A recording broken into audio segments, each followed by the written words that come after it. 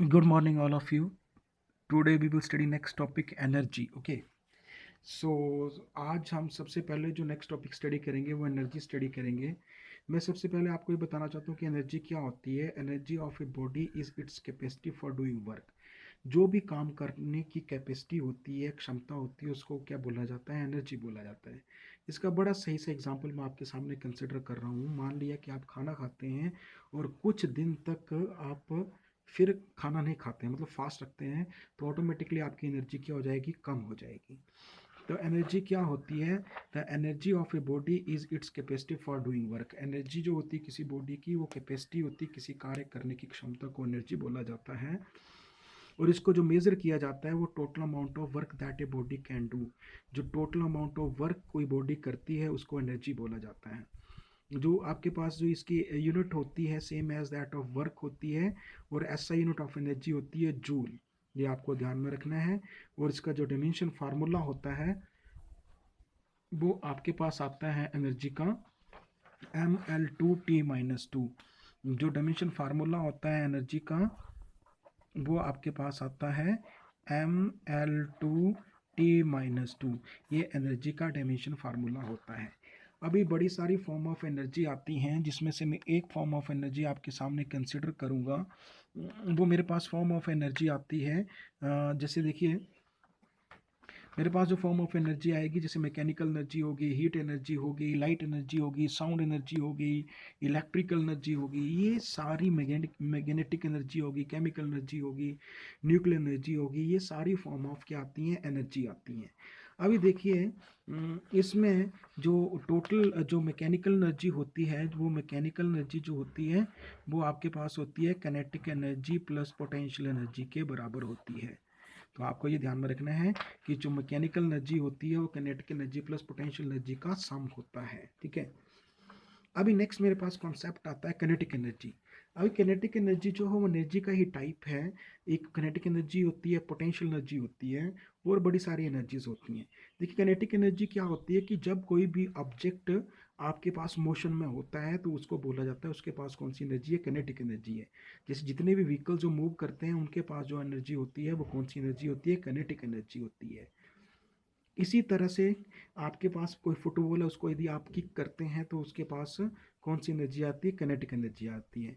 जो एग्जांपल्स आते हैं काइनेटिक एनर्जी के, जैसे वाटर फ्लो कर रहा है, तो जब भी वाटर फ्लो करता है तो उसके पास भी काइनेटिक एनर्जी होती है, जो हमारे पास यूज़ की जाती है किसके लिए? वाटर मिल को रन करने के लिए। उसी तरह से जो मूविंग व्हीकल्स होते हैं उसके पास भी जो एनर्जी होती है वो काइनेटिक एनर्जी होती है।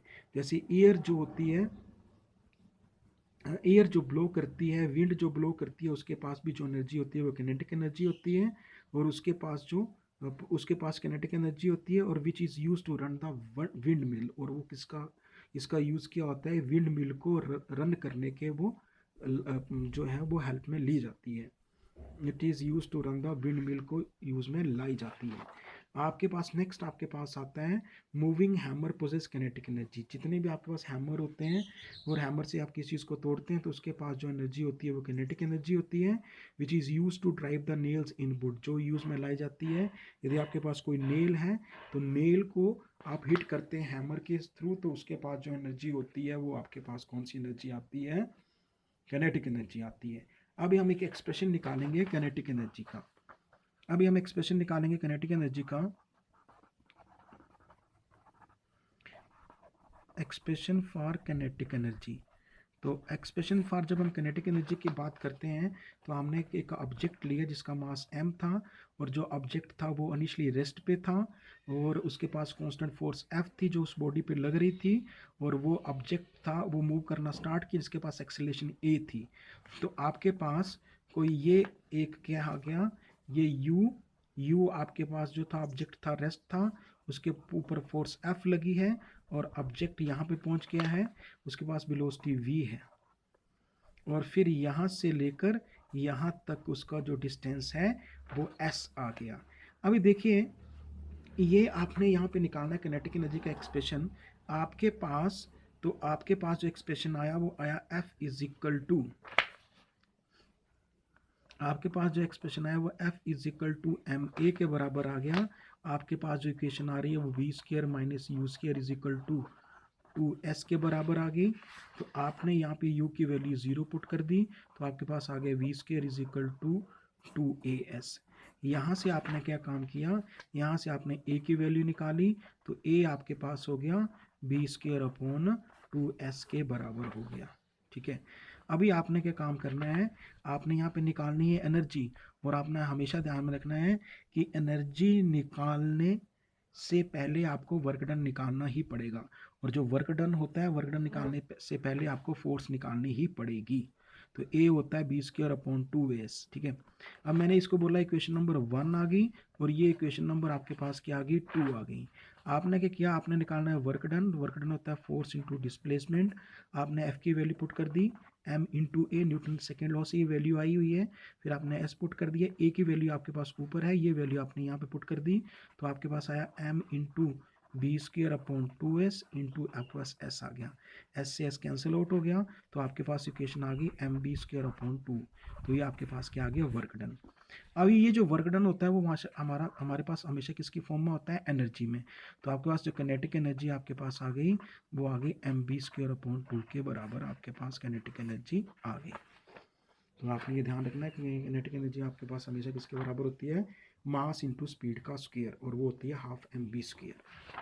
ठीक है, अब देखिए नेक्स्ट टॉपिक करेंगे अभी करेंगे हम physical meaning of the kinetic energy. जब हम physical meaning of kinetic energy की बात करते हैं, तो kinetic energy of a body जो होती है वो किसकी इक्वल टू होती है, work done on a body to accelerate it from rest to its present speed. जो कैनेटिक एनर्जी होती है किसी भी बॉडी की, वो इक्वल टू होती है work done on a body. Kinetic energy जो होती है किसी भी बॉडी की, वो आपके पास इक्वल आती है किसी भी बॉडी पे जो वर्क डन होता है और उसको एक्सलेट करने के लिए rest to its present speed. अभी इसकी यूनिट की हम बात करते हैं, तो इसकी SI की जो यूनिट होती है, उस SI में जो कैनेटिक एनर्जी की यूनिट होती है वो आपके पास आती है जूल, और दूसरा जो CGS सिस्टम में इसकी यूनिट आती है वो आती है अर्ग। एक जूल आती है और एक क्या आती है, अर्ग। आगे मैंने बोला कि डिमिनिशन फार्मूला निकालेंगे किसका, कैनेटिक एनर्जी का। तो जो डिमिनिशन फार्मूला निकालेंगे कैनेटिक एनर्जी का वो होगा ml2, और ये आएगा t-2 के बराबर। अभी देखिए न्यूमेरिकल आ रहा है हमारे पास, उसमें हमने बोला calculate the kinetic energy of a bus. आपने किसी बस की कैलकुलेट करनी है कैनेटिक एनर्जी, जिसमें मास गिवन है 10⁴ kg, moving with A speed of 108 kilometre per hour. देखिए जब कभी भी आपने कोई न्यूमेरिकल सॉल्व करना है, सबसे पहले देखिए गिवन क्या है।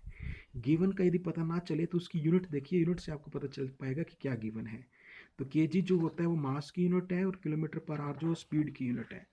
देखिए आपने यहाँ पे मास की वैल्यू पुट कर दी, मास आपके पास आ गया 10⁴ kg।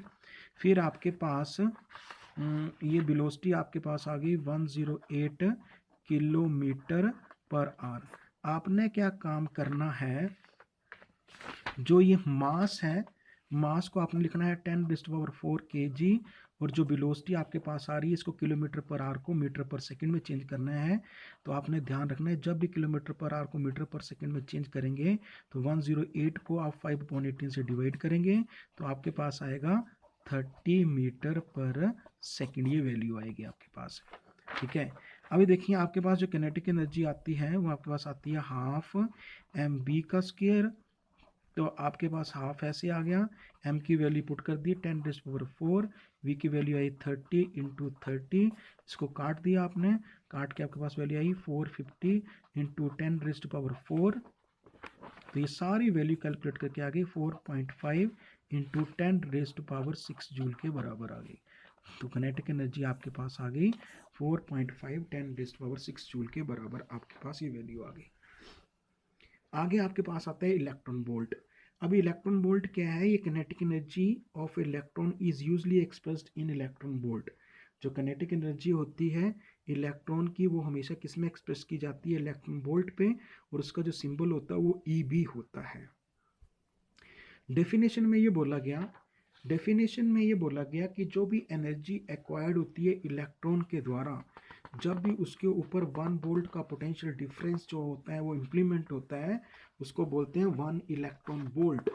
तो 1 इलेक्ट्रॉन वोल्ट जो होता है, जो V होता है, वो आपके पास आता है 1.6 10⁻⁻19 कूलम और इसको मल्टीप्लाई करते हैं 1 वोल्ट के साथ, तो आपके पास ये वैल्यू आपके पास, और आपको पता है कि एक इलेक्ट्रॉन वोल्ट जो होता है 1.6 10⁻⁻19 जूल के बराबर होता है।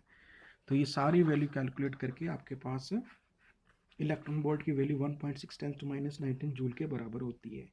और यदि इलेक्ट्रॉन की बात करें तो उस पर जो चार्ज होता है 1.6 10⁻⁻19 कूलम के बराबर होता है। तो आप ऐसे भी बोल सकते हैं कि 1 कूलम वोल्ट जो होता है वो 1 जूल के बराबर होता है। अभी देखिए, आपने यही वैल्यू यदि आपने मेगा इलेक्ट्रॉन वोल्ट में मान लिया कि आपने चेंज करनी है, तो आपको 10⁻6 के साथ मल्टीप्लाई करना पड़ेगा, तो ये वैल्यू बनेगी 1.6 ये वैल्यू बनेगी 1.6 10⁻⁻13 जूल के बराबर। नेक्स्ट जो कॉन्सेप्ट मेरे पास आ रहा है वो आ रहा है वर्क एनर्जी थ्योरम। अभी वर्क एनर्जी थ्योरम क्या बोलती है, क्या बोला जाता है इसमें? वर्क एनर्जी थ्योरम बोलती है कि जो वर्क डन होता है, किस कोई भी फोर्स वर्क डन करती है वो किसके इक्वल होता है, वो चेंज इन काइनेटिक एनर्जी के बराबर होता है। तो आप यहाँ पे ध्यान से ये रख सकते हैं कि जो वर्क डन होता है वो चेंज इन काइनेटिक एनर्जी के बराबर होता है। ठीक है, तो आप ये भी लिख सकते हैं work done by a force on a body is equal to the change in kinetic energy of the body. जो वर्क डन होता है किसी भी बॉडी का वो किसके इक्वल होता है, change in kinetic energy of body के इक्वल होता है। अभी देखिए, आपने ये थ्योरम आपने प्रूव करनी है, तो आपको पता है कि आपके पास F किसके बराबर होता है, आपके पास F जो होता है वो ma के बराबर होता है, और आपको पता है कि W जो होता है वो Fs के बराबर होता है। आपने F की वैल्यू पुट कर दी तो आपके पास आया ma इंटू एस हो गया। ठीक है, ये आपके पास W की वैल्यू आ गई। फिर आपने क्या काम करना है कि आपके पास वैल्यू आती है v² minus u² is equal to 2as। ये आपके पास वैल्यू होगी, तो आप यहाँ पे बोलेंगे देयरफॉर ए आपके पास आएगा v² minus u² upon 2as के बराबर आएगा। ठीक है, तो ये आपके पास इक्वेशन हो गई सेकंड, ये आ गई सेकंड, और ये आपके पास आ गई फर्स्ट इक्वेशन।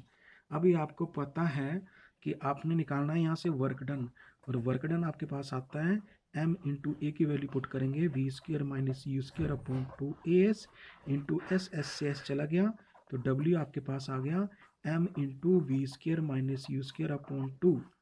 तो आपके पास वर्क डन आपके पास आ गया mv² upon 2 minus mu² upon 2। तो ये आपके पास आ गया वर्क डन। तो आप ऐसे भी बोल सकते हैं कि जो वर्क डन होता है वो चेंज इन काइनेटिक एनर्जी के बराबर होता है।